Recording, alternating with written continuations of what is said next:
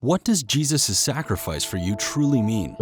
Jesus left heaven, his comfort zone, and he embraced the plight of fallen humanity. He accomplished his mission against fearful odds and dire resistance.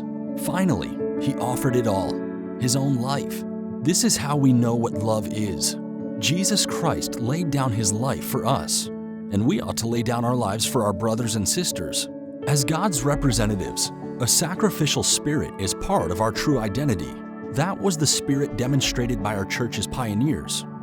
John Andrews, for example, was a widower with 2 children when he accepted a call to go to Europe as the first official Seventh-day Adventist missionary. He accepted the call without knowing what his specific salary would be.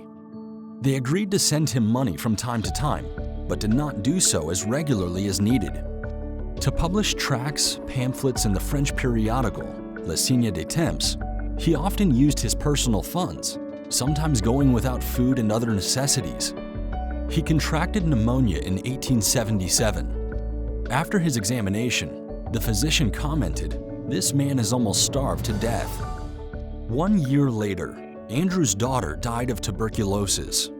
The committed missionary nevertheless relentlessly continued his groundbreaking work until he died of tuberculosis at 54. We live in a time when money and other resources are hard to find.